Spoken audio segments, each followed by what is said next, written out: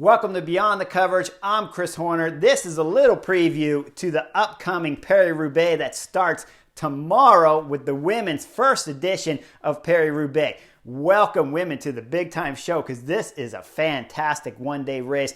Everybody tunes into it. Personally, I never wanted to do it. I had the chance to do it in the late 90s with Frances Desjure, and I told them originally when I signed with the team, I never want to do Paris-Roubaix. But we were down on guys. They were injured, sick. Guys had broken bones and stuff. So they needed me to do the race. Now, I just got done doing Flèche-Wallonne, Liège-Bastogne-Liège up in the north. And so it was an easy trip to come down to the north of France to do Paris-Roubaix.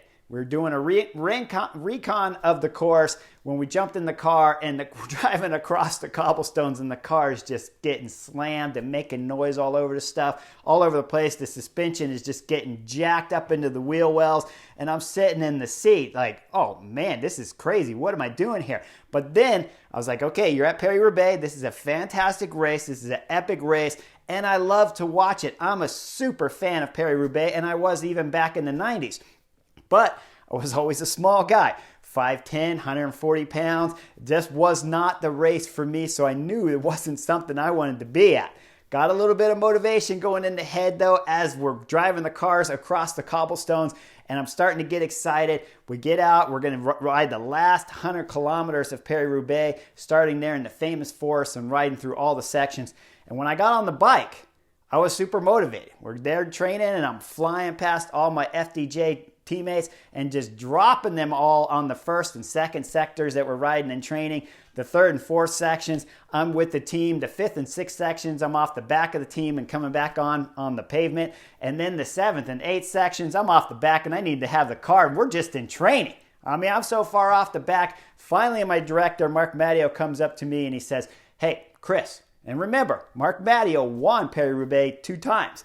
So he comes up, he can tell I don't want to be here. He comes up, puts his arm around me. He says, Chris, do you really want to do Paris-Roubaix? I looked at him and I said, no, I want to go home.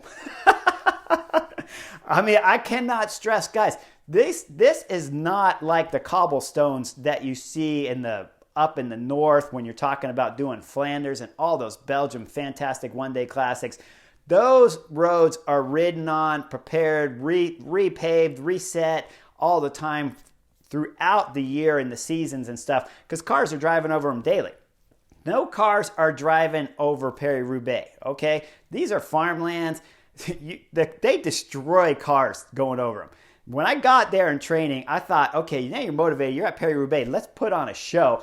But once I started riding it, it was unbelievable how rough it was. Honestly, I like to think of it like a helicopter flew across the path of the farmland and they just started dropping rocks out of the helicopter and they landed wherever they did. I mean, there's cobblestones all over the place and the rocks are massive and their separation's huge. The video really, when you're watching it on TV, doesn't do it justice until you start just seeing guys sliding all over the place and crashing. Now, I didn't get to ride Paris-Roubaix in the late 90s with FDJ like I told you because I copped out, I chickened out. I went back home and watched it on TV and it was fantastic spectating it from the couch in Nice, France. I thought it was a great way to watch it. So we're all got highlights to be able to watch from our seats and enjoy Paris-Roubaix.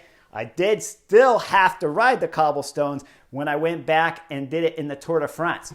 I did it in 2010 when we were important there. We were trying to race for Lance Armstrong to go for his last adventure at trying to win the Tour de France. And it went spectacularly wrong for us because we didn't have the team really gelled well together.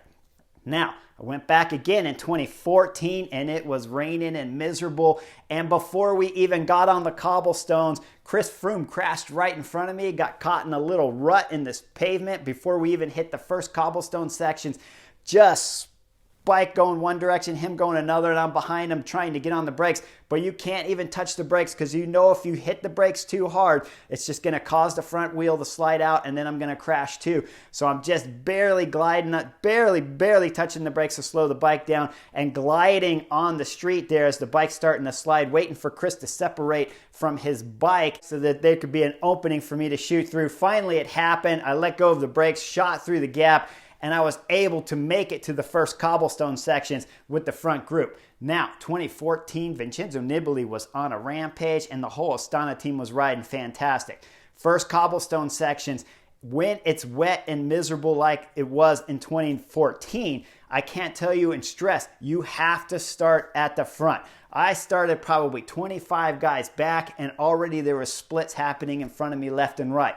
At one point in time, I had lost the front group with the Stana-led peloton with Vincenzo Nibali, who was wearing yellow, and I had the choice of either chasing to get back on, or what do? I have to pause and think about what had happened in the race previously. Now I knew, because I went into the cobblestone at the top 25, that there was no BMC riders there, so there was no TJ Van Gardner. Now TJ was a big time favorite in the 2014 Tour de France, so I knew his BMC team had to be somewhere behind me. Instead of driving hard when we came off the cobblestones to try to get back to the front group, I just sat up, took a little bit of a breather, and waited until the BMC team. Now, I didn't know for sure that they're back there, but they have to be somewhere, right? So lo and behold, yep, here comes the BMC team. I latch onto the back of them, and they pull all the way across and get me back up to the front group. Now, second or third section comes, same thing happens because I just don't have fantastic form. I was coming back from the collarbone break that I had and shoulder break and 4 broken ribs. And so I was not on top form, but I had Rui Costa, my Lampre teammate, that was riding and hoping to get top 10. So I need to fight every section to get back up to the front group so that I could always be around Rui Acosta, because I knew I was his last teammate and the only guy that was still near the front group. Now, second, third section when I come off, before that section, I had seen the Movistar team crash and have issues.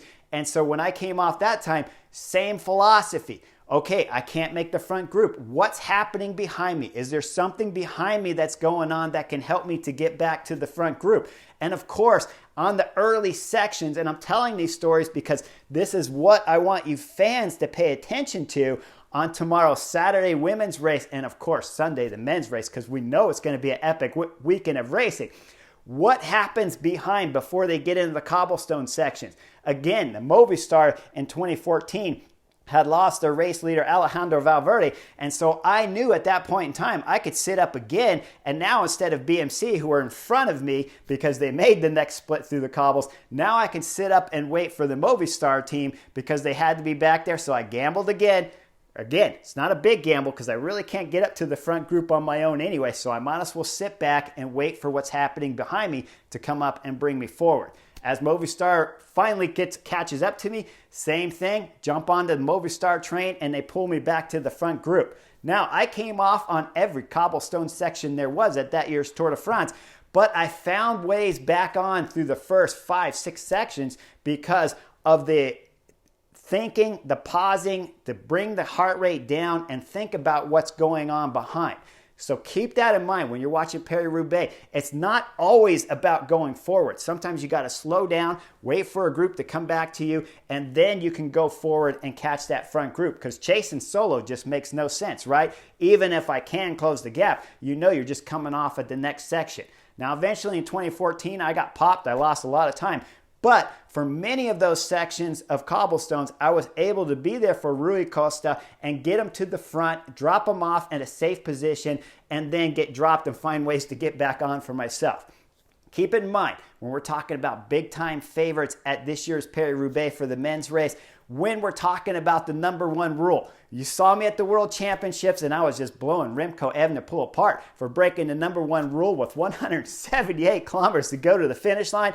Paris-Roubaix, I'm going to throw out the number one rule, and I'm going to say, if you can get a rider, if you're a big-time favorite team, and we're talking about Mathieu van der Poel's team with Alpecin Phoenix, Jumbo-Visma with Wout van Aert, you look at Trek Segafredo, Jasper Stuyvens, who had a fabulous World Championships ride. Okay, I dissed him when we're talking about the end result because of the outcome of the race, but we all know when you get fourth at the World Championships, you have form. So Jasper, you got a shot here at Paris-Roubaix to win. So Trek Segafredo got a player. So we're talking about those kind of big teams, and of course, the Kunik Quick-Step that has a host of everyone on their team that can win this year's Paris-Roubaix. Now, those teams, if you break the number one rule, I'm with you, brother. I'm okay with it. If you can get riders in that front brake to get them up the road just a little bit, so you always have a safety net. So Wout van Aert can still have his other 5-6 teammates, maybe only 3 left at the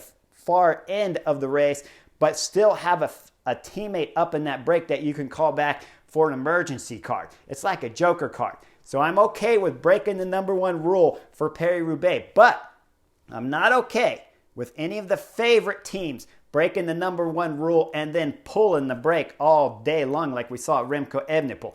Get in the brake, do your turns at the front, but don't do anything more than anyone else, because the only reason to break the number one rule at Paris-Roubaix this Sunday is because it's going to be crazy. They're looking at the rain in the forecast, and so having a rider up the road for a Wout van Aert or Mathieu van der Poel or Peter Sagan might be the golden ticket to how you win Paris-Roubaix this year in 2021.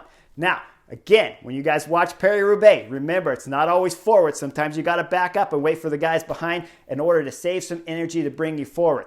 Teams have to be well gelled and always looking after their number one rider on the team. Break the number one rule, no problem, I'm good with that. But every other teammate always has to keep an eye on their team leader.